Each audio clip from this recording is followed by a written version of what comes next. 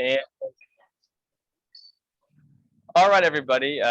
Hopefully, you can hear us. Joe and I are both on our phones recording this. We'll see how it goes. Number 43 of the Roses and Rhetoric podcast. This week finds both myself and my charming co-host in a bit of a flux. So this will be a short episode, just trying to keep our streak going with the podcast. Should be a shorter episode today. Um, Joe, I was just going to share a funny story that happened to me during the week, but before doing that, I wanted to give you a chance to give us an update over on your end. Where in the world is Joseph Stanford? Yes, so I am Joe Stanford is fully recovered from COVID. Full recovery, feeling great. Glad I got it. Glad I knocked it. Feel like I'm not living in a pandemic anymore.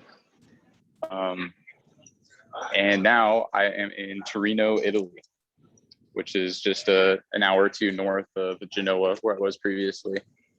And yeah, it's great. I actually had to hustle to get to a cafe so we could record this, which was good because my shirt was a little wrinkled. So because it's been in a suitcase for the past 3 days. Right. So actually one of the best ways to get some wrinkles out is to break a little bit of a sweat and get some steam action from the inside out. So that was helpful. And then I just found this cafe. This is a pretty standard European vibe. Is just every street corner kind of looks like this. There's just some historic building or some historic corner. So I was able to duck in here and get the Wi-Fi password, which didn't work. So we're doing this live on data. But yeah, that's about it from where I am. What's Jim? I know something different about you. Can't really pinpoint exactly what it is. Do you want to fill us in a little bit? I'm in a new apartment complex. I'm recording outside, trying to take advantage of the apartment Wi-Fi while we're getting our things still set up on our end. Freshly in the new apartment, moved in here. A scant 24 hours ago. It was a quick hustle as well to get over here. Tried to use our Wi-Fi, not quite enough signal from where I was able to set up my computer, so I hopped on the old cell phone and just burning through it like tinder in the forest. Yes, this should be a fun recording. It's a heat index right now where I'm at in Texas is 106, so feeling pretty good. Yeah, feeling nice. Great day for an outdoor recording. A great day for an outdoor recording. Joe and I were texting. We just finished our beginning of Infinity, series. Not quite ready to hop into a new series quite yet. We knew that it was going to be, kind of a busy couple of weeks before we were able to do that. So we were thinking about what to do for this episode, and I sent Joe a text saying we should just, share some funny stories to keep our, episode count going. I didn't really have a story in mind, and that all changed on Thursday evening. So Joe, I figured I would go ahead and dive into this story. I was telling you off the air, and I'll repeat it here for the audience. I am known from time to time to embellish stories, but rarely am I caught completely making up stories. Joe, without going into any kind of graphic detail, when you and I first met as freshmen in college, I told you a story, and your first reaction was to think, Jimmy's completely making that story up. There's no way that story is actually true. You walked out of our dorm onto the staircase and immediately saw physical evidence that the story that I told you was in fact completely true. Is that not a fair assessment?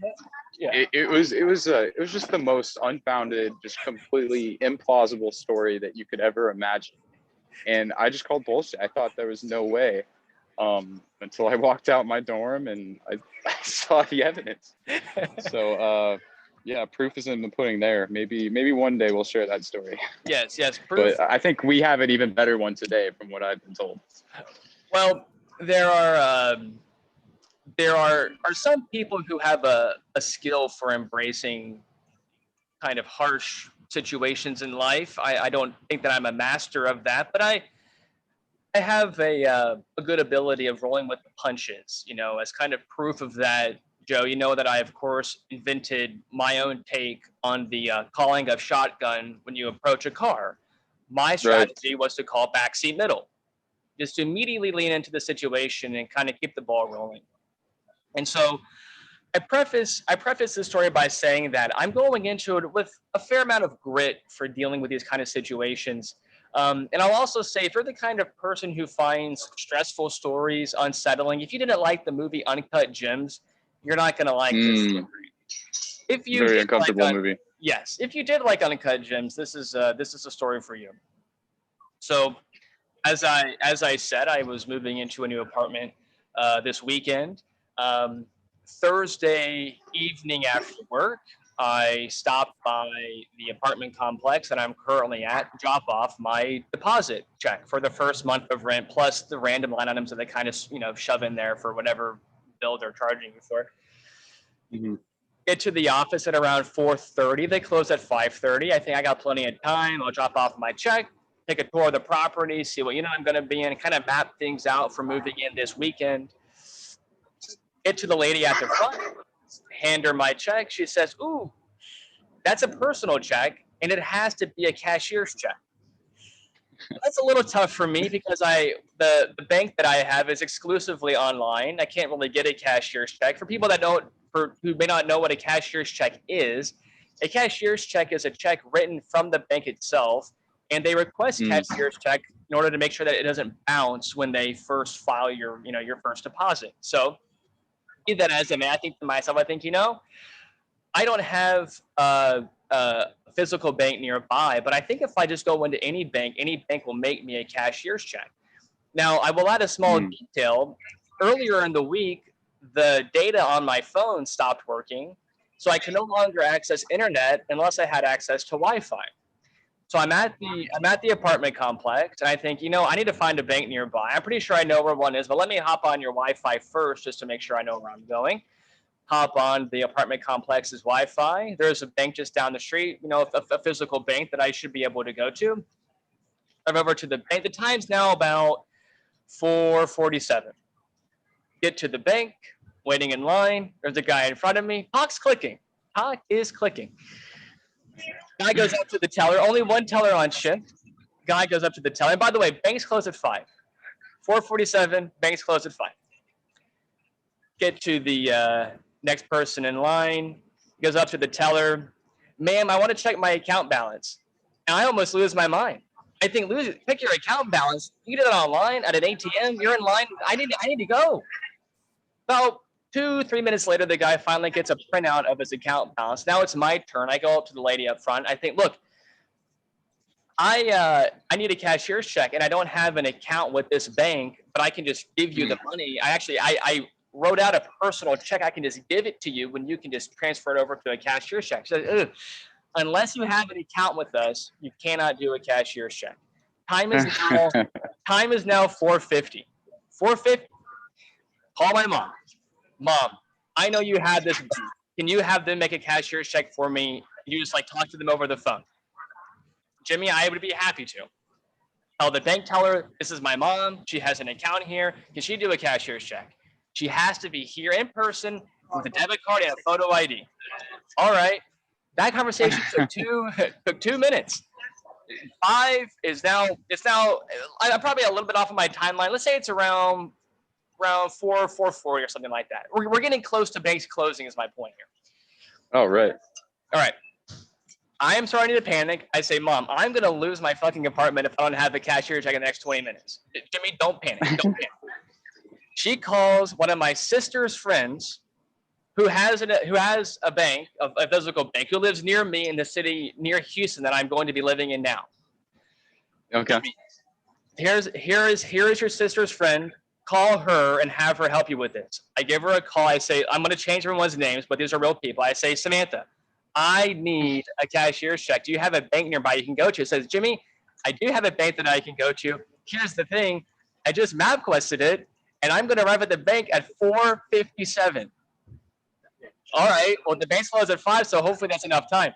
I call the bank. I say, "Look, I have a friend heading to this location right now to get me a cashier check. Can you guys just 2 minutes stay extra open?" "Sir, the doors close at 5 for security reasons." I am freaking out. It's now 4:57.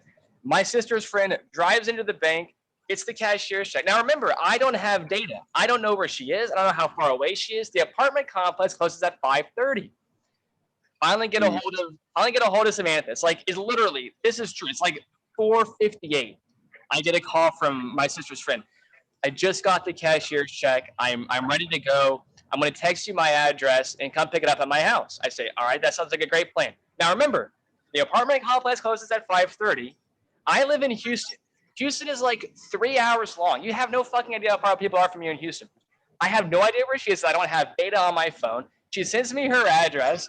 I'm just like, my fingers are crossed. I'm like, please don't be far away. Please don't be far away.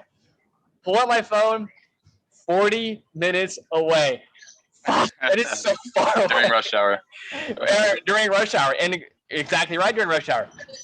So in order to find, and by the way, you're probably wondering, Jimmy, how did you figure out how far away she is? Your phone doesn't have data. Let me tell you how I figured that out. I had to drive back to the apartment complex to use their resident Wi-Fi to map my friend's house to figure out how far away it is. I now have the map on my phone going to her house. I'm driving in my car with no data on. My phone just like downloaded the map, but there's no traffic information. It's just directions. So I had it set up in my car. I'm driving down there. All of a sudden, I get a call from the apartment complex. It's like 5:20.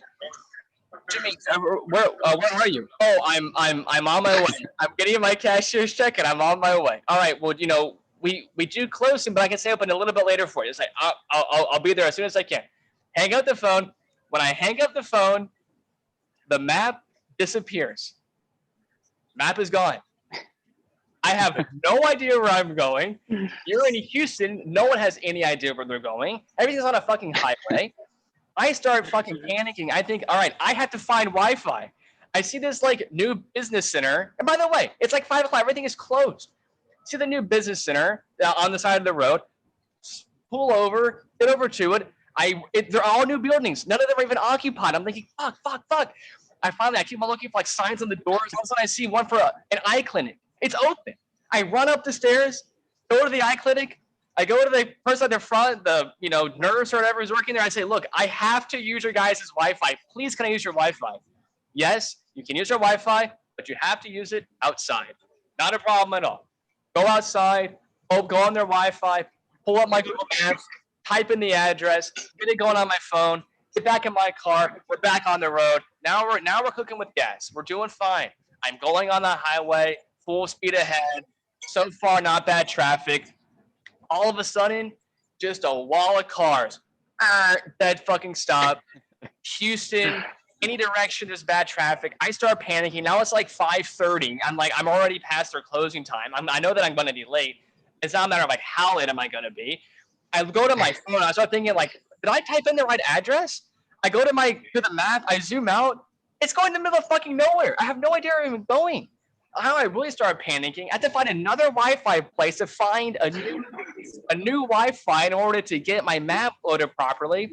I see an Acura dealership. I had to get on this highway, bumper to bumper traffic. I'm navigating through traffic, almost hitting cars coming to a stop. I finally get off, go into the Acura dealership. I'm like, look, I drive a Honda. Please, could I use your guys' Wi-Fi? Not a problem. Go ahead. There's no password. Pull up my phone again. Pull up Google Maps again. This time, make perfectly sure that I'm putting in the right address. It's like 20 minutes away. It's not like 5:40. I am so late right now. It is not even funny. Get in the new address. Get in the car. Bumper to bumper traffic. Finally get to the person's house. I barge in the door. I'm like, guys, I have to go. Do you have the check? She's like, yeah, it's right here. You're ready to go. I'm like, okay. Can I use your guys' Wi-Fi to get back? Because I don't have a map back to the apartment complex now. I have the check. I'm at their house. I need to get back to the apartment complex now. Yeah, no problem. Here's our Wi-Fi. Go here and here. The password is a Jaguar with a capital J. It didn't work. Oh, try with a lowercase J. That didn't work. Let me try. What's our Wi-Fi password? I am freaking out. It is now like 5:50. No one can remember the Wi-Fi. Guys, I just have to drive. I have to get going back to the place. All right, where are you trying to go? I'm like, I got to get to this suburb of Houston, and I'm in this other suburb right now. Like, all right, here's what you do: go on I-45, head north, and look for Beltway 8. all right, I can do that. And after that, I'm like hoping that I have like a limitless moment where I can like start like remembering crazy things like without having really ever like memorized them before. Get back in my car, I-45, heading north. I'm going like 85 on this highway. I never speed. I am going so fast right now. My Of course, yeah. Honda's like freaking out. It can't handle it. I am panicking.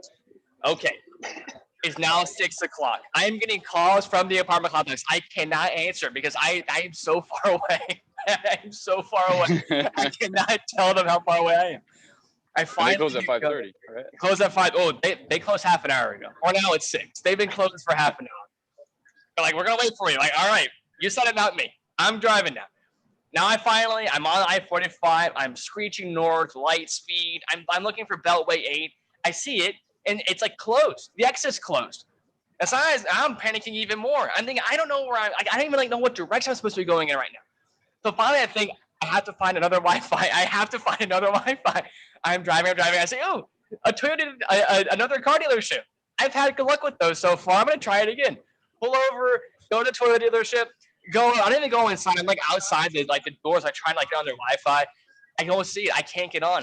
But I happen to be by a cable company to like sign up for like Xfinity. So they have like those like trial Wi-Fi's for like signing people in like when they come into the store. I get on. It says like log in. I like X out of it. It says log in. I X out of it again. It says log in. X out of it another time.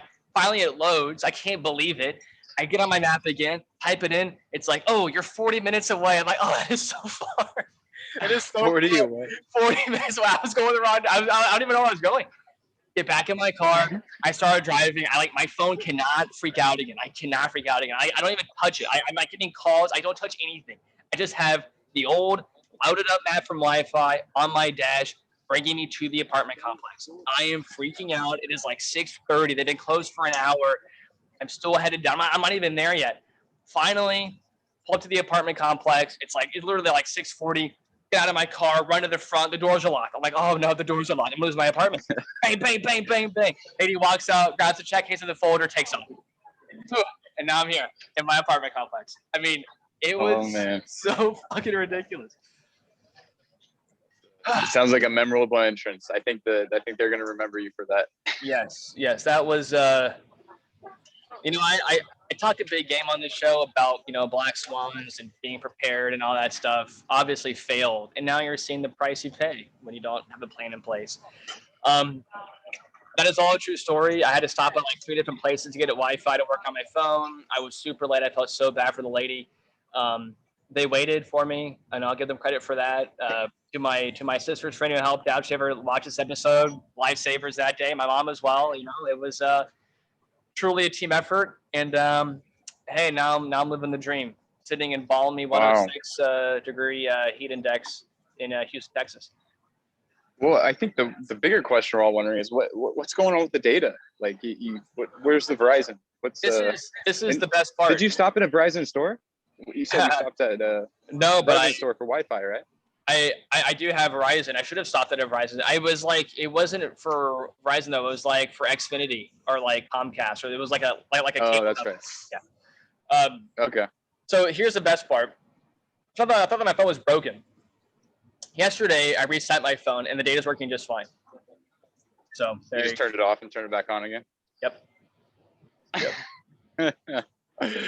Well, so that would have been a boring story if you had done that earlier. That would have been pretty boring. So instead, I did this, and worked out just fine. Yeah. No, that was it was aggressive. It was I hate driving fast. I never speed. I mean, but that was it was horrible. It was absolutely horrible. Yeah, I feel that. Being in Europe, it's the same thing. When you're international, like Verizon has a way of just not working. It'll just stop, and then I'll have to call the customer service center. But a lot of times, the customer service center is like the days are switched, so it's only open from like 7 a.m. to like 3 p.m. like Monday through Thursday, except for Wednesdays type thing. And there was like a week or two period where I just could not get a hold of Verizon. So I just had no data in Europe for 2 weeks straight. And I was playing that game where I'd have to do the Wi-Fi hopping. I'd have to go just buy a bottle of water at some cafe or a coffee or something just to get in for a few minutes. It's funny, in Greece, all the Wi-Fi passwords are the same. Like they're all the same exact password. It's the name of the establishment plus the year 2021. And if it's not that, it's 2020. They just haven't updated it. That's pretty good. So I mean, it was my friend. He showed me. He was a wizard. He could guess any Wi-Fi password, no matter where we went. He could just pull it up, which is crucial because you're in Europe. You don't know where you're going. You don't have data. You saw what it was like to be in Houston, a city that you've lived in for a few years with no data. How much of a pain in the ass that was. Just imagine doing that in like, I don't know, Rome. Yeah. Where like literally no one speaks English. It was, you know, I told myself, I'm going to try to remember, I'm going to try and do a better job of being a little bit better with directions, because being that dependent on my phone for navigation was pretty miserable.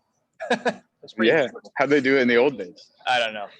I will tell, I still have a few numbers committed to memory, like that I could call, like without having to use my like contact list on my phone. I think that's still a good idea, that to have a few phone numbers memorized. But yeah, the directions, and like the thing, you know, people that live in cities like Houston, where it's like it's just everything's on a highway, so like, and everything is so far away, and it's not like nothing's like in a neighborhood. It's all, you know, it's all on the Beltway, right? Is that what you call it's on the Beltway. It's all like on an excursion. You got to like, it's like, you know, you're a pioneer every time you drive somewhere. Not great. Yeah, that's my story. It was a rough Thursday night, and like, of course, that was all happening. We moved yesterday, so we had to like pack that night, pack Friday night, and it was a long few days, but all glad to be done with. All is well that ends well. So. Well, the new apartment looks dope. I like the brick courtyard. I'm guessing that's the courtyard. It's the place by the pool, whatever you would call it, a little gathering spot. It's nice. It's a nice complex. Happy to be here. Oh, yeah. Happy I didn't lose my deposit. Looks like it sounds like you got a lot of moving to look forward to now. I do. Trying to think if there's anything else I wanted to touch on. Not really. And I don't think we have anything else for this week. We really just wanted to get an episode in on the books. Glad that we could do that. There we go. Next weekend, we should have a better episode for you guys, trying to set up something fun. And then you'll probably starting a new series soon, so stay tuned for that. But yeah, I think Joe will probably go ahead and call this an episode. A nice love between the two hosts, harkening back to a simpler time of radio. All right, very good. Well, Joe, anything else to share before we sign up for today? I don't think so. I think we're good. I think we got to, just expect a good episode next week. All right. Almost as good as this one. Almost as good. Almost as entertaining. No. Everybody, thank you for joining us. Follow us on social media at Roses_Rhetoric. Follow Joe at Jose4_Cuervo, Instagram, Twitter. Go to our website, www.rosesandrhetoric.com. Until next time, I am Jimmy Hackett signing off for Joseph Stanford, saying ciao.